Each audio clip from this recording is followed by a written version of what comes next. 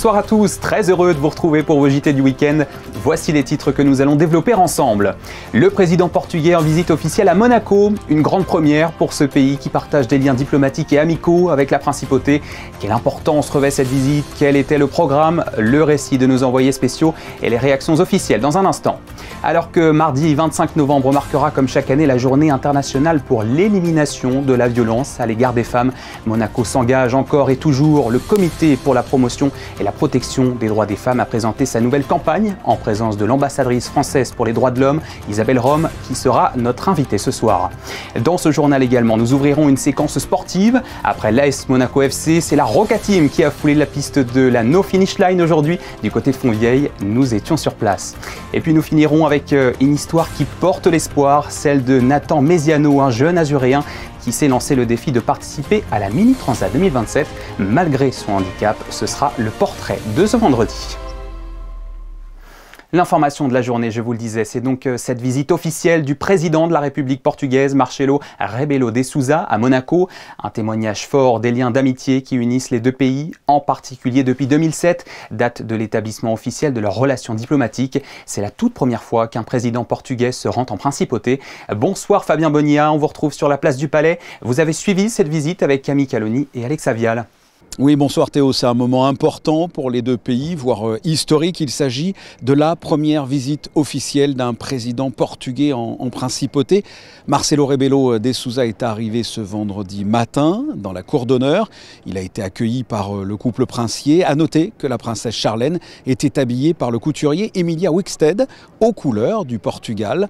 Les honneurs militaires ont été rendus aux ordres du colonel Tony Varro, commandant supérieur de la force publique.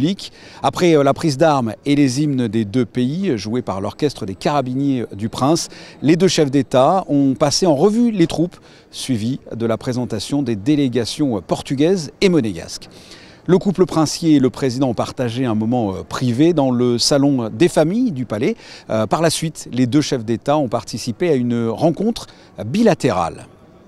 A noter qu'il y a eu des remises de décoration. Le prince a élevé le président de la République portugaise à la dignité de Grand Croix dans l'ordre de Saint-Charles. Et de son côté, Marcelo Rebelo de Sousa a remis le grand collier de l'ordre du Christ au souverain et à la princesse la Grand Croix de l'ordre du Christ. Une cérémonie suivie, vous le voyez, de la photo officielle dans le Salon des Glaces. À l'issue du déjeuner d'État, le couple princier, le président portugais, Inês Domingos, la secrétaire d'État aux affaires européennes portugaises, et Isabel Berro Amadei, ministre des Relations extérieures et de la coopération, se sont rendus dans le Salon des Glaces pour la signature d'un accord cadre. C'est un accord cadre qui, je crois, concrétise justement l'étroitesse de ces liens et qui permettra dans l'avenir de développer, de renforcer notre collaboration avec le Portugal dans de multiples domaines, l'économie, la culture, le sport, les océans évidemment et l'environnement, puisque c'est vraiment une priorité à la fois du Portugal et de la Principauté et que nous avons beaucoup de choses en commun s'agissant de la protection des océans. C'est un moment particulier de recevoir un chef d'État, en l'occurrence aujourd'hui le président de la République portugaise. Ça permet de réaffirmer les liens étroits qui nous lient avec le Portugal. C'est aussi un message, un symbole pour toute la communauté portugaise qui réside ou travaille à Monaco, et elle est importante et elle contribue beaucoup aussi à l'économie de la Principauté. Pour terminer cette partie institutionnelle en quelque sorte, le président de la République portugaise, Marcelo Rebelo de Sousa, a signé le registre des chefs d'État en présence du couple princier. Après cette séquence matinale au Palais Princier, s'en sont suivies deux autres, l'une dans les Jardins Saint-Martin, puis au musée océanographique. Exposition photo, inauguration d'un buste et signature d'un protocole d'accord étaient au menu. Émilie Rousseau et Alex Avial. D'un côté, le prince Albert Ier, de l'autre, le roi Carlos Ier, deux monarques unis par la même passion relatée dans une exposition que le prince Albert II, la princesse Charlène et le président du Portugal ont pu découvrir sur les grilles des Jardins Saint-Martin. Cette visite officielle nous permet de nous rendre compte de cette longue et riche amitié entre la principauté et le Portugal. Le prince Albert Ier et le roi Dom Carlos de Portugal ont noué une amitié à partir de leur première rencontre en 1879 à Lisbonne. C'était encore l'enfant Carlos de Portugal qui a 16 ans, mais qui a dû être impressionné par la carrière de navigateur et d'océanographe dans laquelle se lançait le prince Albert Ier, puisque quelques années plus tard, en 1896, le roi Dom Carlos de Portugal décide de se lancer lui-même et à peu près dans les mêmes eaux que le prince Albert Ier, c'est-à-dire les eaux portugaises, dans ses campagnes océanographiques, donc une science nouvelle à l'époque, l'océanographie. Intitulé « Souverain océanographe » et présentée jusqu'au 26 février 2026, cette exposition est le prolongement de celle réalisée à Lisbonne dans le cadre des commémorations du centenaire du prince Albert Ier. Notre objet, notre sujet, c'était de mettre en avant les deux souverains, Albert Ier de Monaco et Dom Carlos Ier de Portugal, qui tous les deux étaient des souverains océanographes. On a tenu à mettre aussi les femmes des souverains en avant. Du côté du prince, la princesse Alice. On cite les propos presque lyriques du prince quand il baptise son yacht Princesse Alice. De la même façon, le roi Carlos qui évoque son souhait de baptiser ses différents yachts du prénom de la reine Amélia. Et on rappelle évidemment dans l'exposition que le yacht Amélia figure sur la façade du musée océanographique. Ces illustrations du passé ont été matérialisées ensuite par une scénette jouée par des élèves du lycée Albert Ier relatant les correspondances entre les deux monarques avant le dévoilement du buste de Don Carlos, en témoignage de la relation savante, amicale et presque affective que le trisaïeul du prince Albert II a entretenue avec le Portugal. Après avoir déposé une gerbe devant la statue du prince Albert Ier, le prince souverain et le président du Portugal se sont rendus à quelques pas de là, au musée océanographique, où ils ont été accueillis par Robert Calcagno. Ensemble, ils ont pu découvrir notamment l'exposition Monaco et l'océan, un voyage dans le temps aux côtés de souverains engagés et conscients des grands enjeux de leur époque. Cette visite s'est achevée par la signature d'un protocole d'accord entre l'Académie de la mer de Monaco et l'Atlantic Center. Alors, il s'agit d'un protocole de reconnaissance mutuelle de la qualité de nos formations, de nos actions et de nos enseignements. Et en application de cet accord, nous prévoyons d'une part d'entreprendre de concert des travaux de recherche, des travaux un peu fondamentaux sur la thématique de la géopolitique des mers et océans, plus spécialement l'océan Atlantique, et puis également de participer mutuellement aux événements organisés par l'autre et dans un avenir peut-être à assez bref délai, d'organiser, pourquoi pas, des événements en commun dont l'objet sera toujours le même, connaître et faire connaître ces problématiques de géopolitique maritime. L'hommage rendu aujourd'hui à ces liens noués par l'océanographie reflète un engagement pour le futur dans la droite lignée des règnes du prince Albert Ier et du roi Carlos Ier. Monaco et le Portugal, un destin croisé, tous deux unis pour une meilleure connaissance des mers et des océans. Ce mardi 25 novembre, ce sera la journée internationale pour l'élimination de la violence à l'égard des femmes, une date instaurée par l'ONU en 1999 qui vise, comme chaque année, à sensibiliser et militer contre ce fléau qui touche encore aujourd'hui près d'une femme sur 3 dans le monde. Monaco prend évidemment très à cœur cet épisode du calendrier. Le Comité pour la promotion et la protection des droits des femmes a dévoilé hier sa nouvelle campagne pour le 25 novembre en mettant l'accent cette année sur la notion de contrôle coercitif. Dans un instant, vous entendrez sur cette notion précise notre invitée du jour, Isabelle Rome, ambassadrice pour les droits de l'homme et ancienne ministre déléguée chargée de l'égalité entre les femmes et les hommes en France. Mais avant cela, je vous propose d'écouter Céline Cotalorda sur les enjeux de cette campagne à Monaco.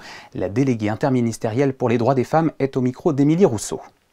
Le slogan de la campagne, c'est « l'enfermer, ce n'est pas l'aimer », parce que nous parlons cette année du contrôle coercitif.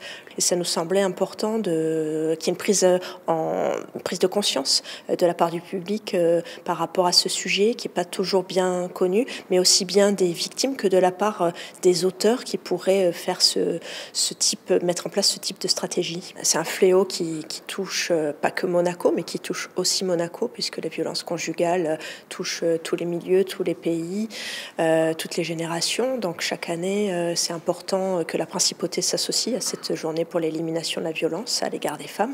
Et donc nous faisons des campagnes de sensibilisation pour toucher un large public, pas uniquement les victimes ou des personnes déjà sensibilisées, mais le plus de monde possible.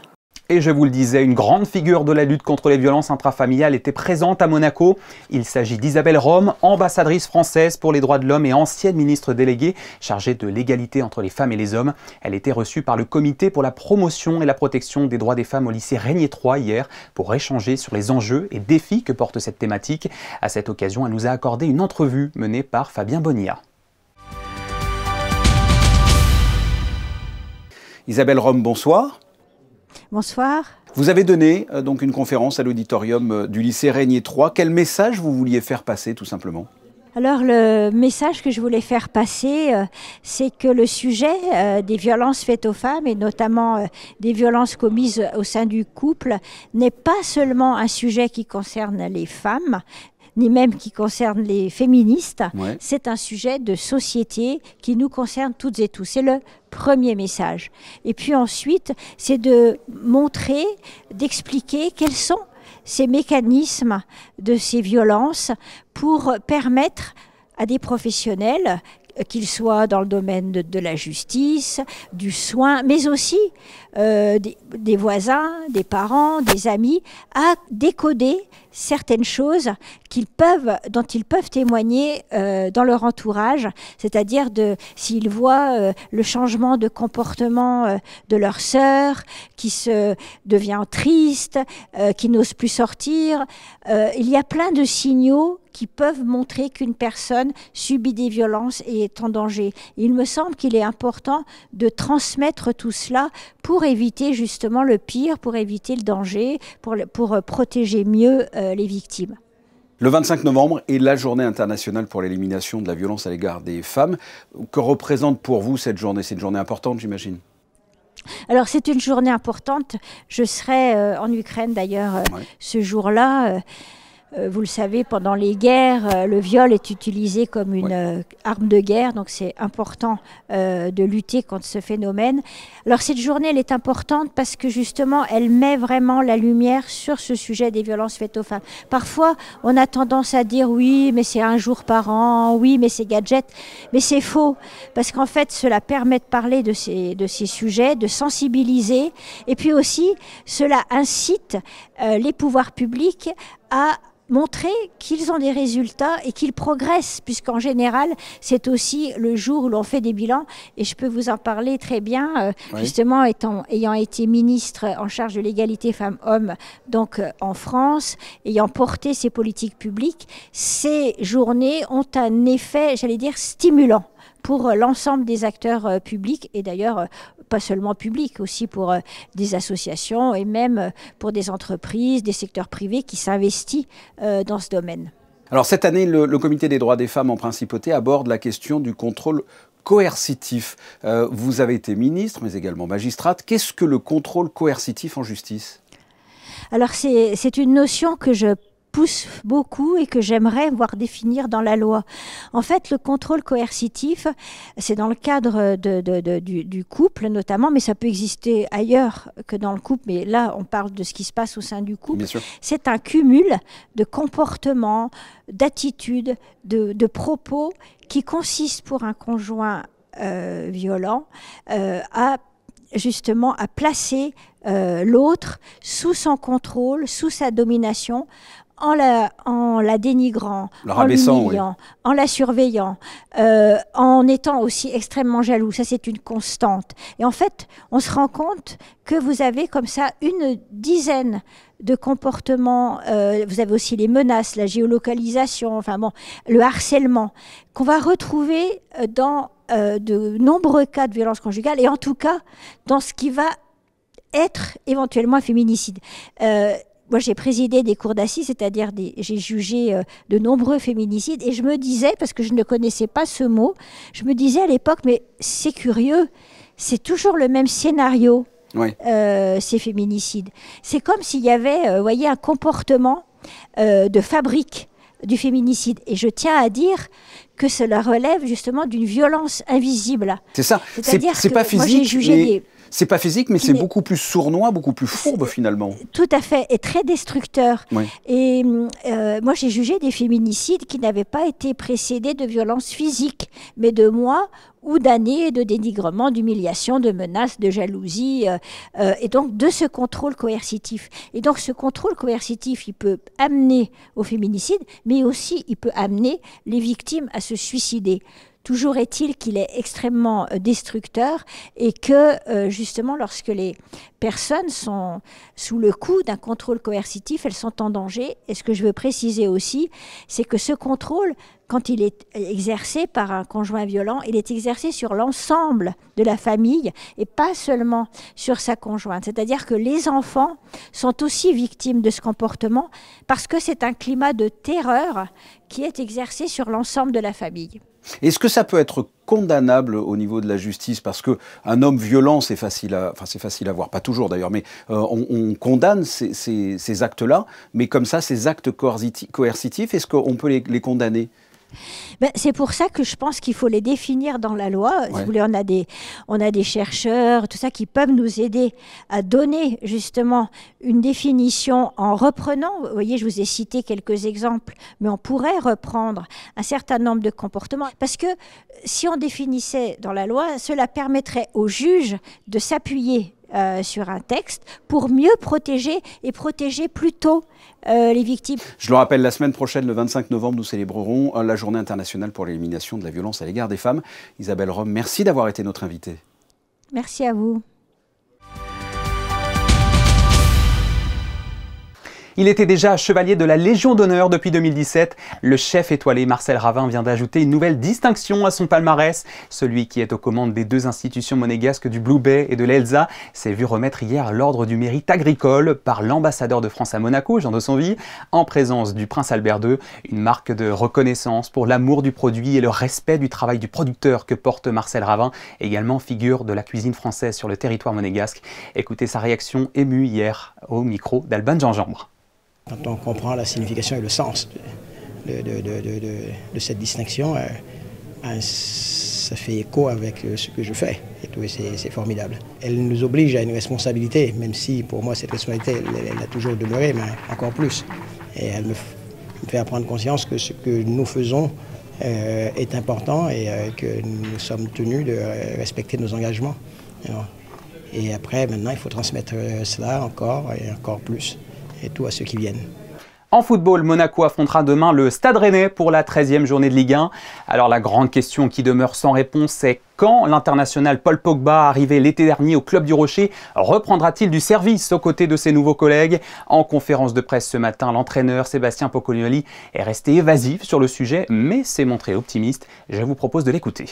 Il a fait une série d'entraînements, il y a eu des retours positif et qu'on a pu le tester et qu'il a pu se tester dans des conditions réelles de match parce qu'on a eu un peu plus de temps pendant cette trêve pour parcourir différentes formes de match ou différents aspects tactiques et voilà, il y a participé, donc ça c'est de bons signaux. Il y a encore une séance aujourd'hui et on doit faire l'état du groupe après cette séance, donc c'est le même cas pour tout le monde.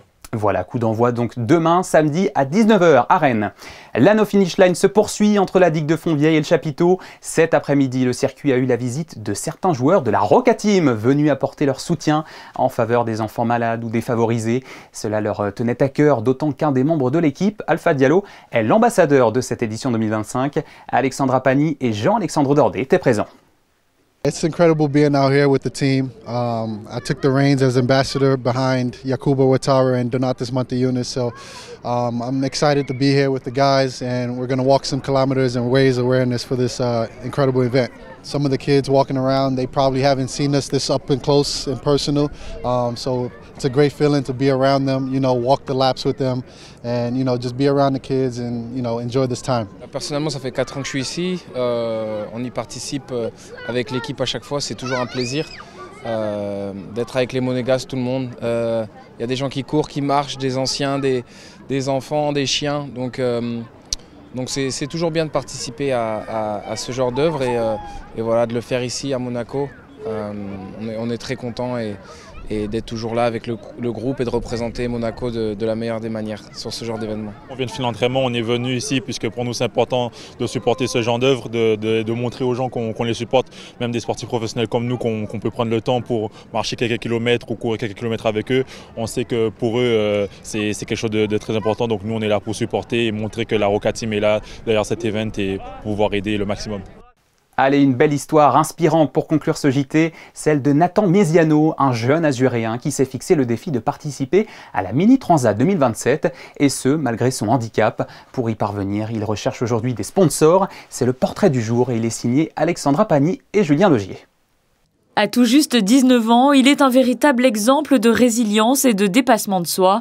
Nathan Mesiano, comme tout azuréen, se laisse séduire par la Méditerranée dès sa plus tendre enfance et débute la voile à seulement 6 ans au club nautique de Beaulieu-sur-Mer. Mais à 15 ans, sa vie bascule. À la suite d'un moment de désespoir, il est percuté par un train et sera amputé d'un bras. Mais sur son lit d'hôpital, il décide de se battre et de se relever.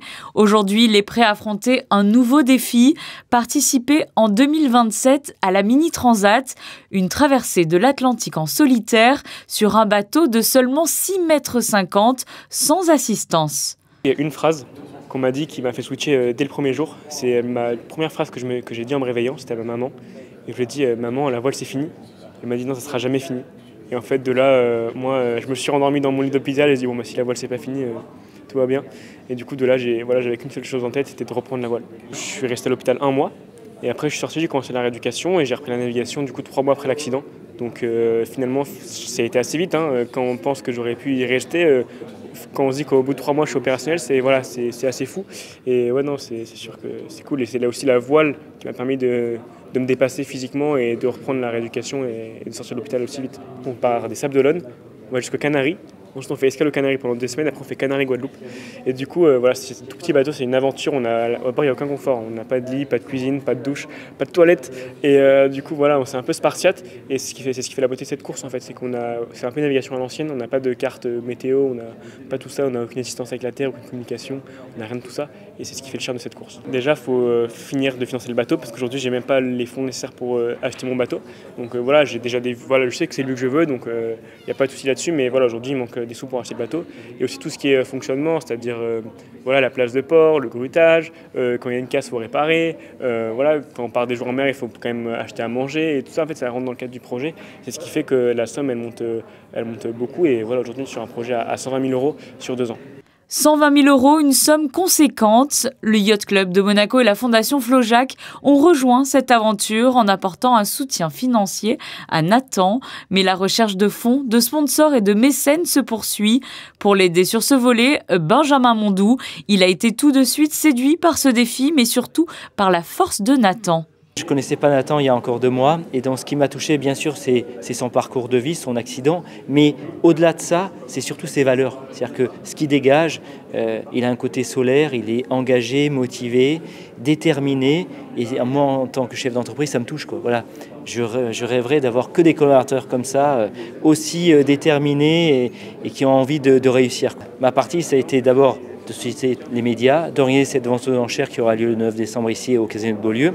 Et puis également de l'aider justement pour la suite, avec les sponsors, avec des grosses marques qui vont venir le solliciter et de faire les bons choix. Dans cette aventure, Nathan peut également compter sur l'appui de sa famille et notamment son oncle, Patrick Mesiano, bien connu en principauté pour ses pâtisseries.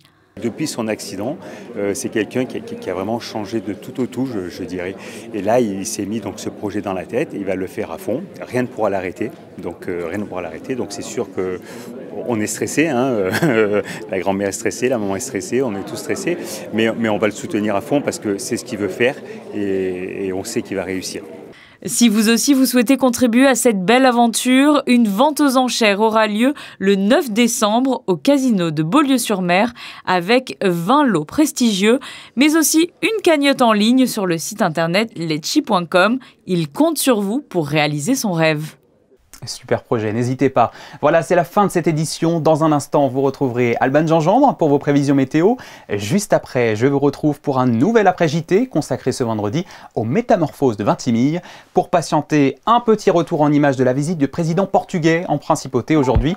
Les photos sont signées Manuel Vitali et Stéphane Dana. Merci de nous avoir suivis. À tout de suite pour l'après-JT.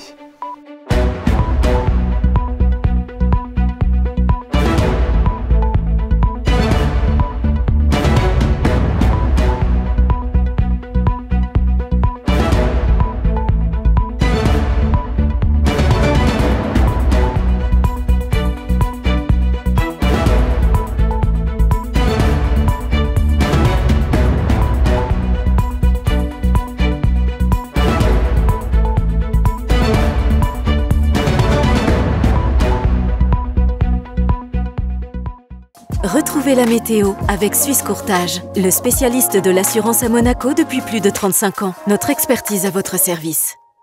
Bonsoir à tous. Demain, du beau temps à Monaco. Les quelques nuages du début de journée se dégageront rapidement pour laisser place à un grand ciel bleu l'après-midi. Même chose pour le vent. L'air frais du matin tombera en deuxième partie de journée.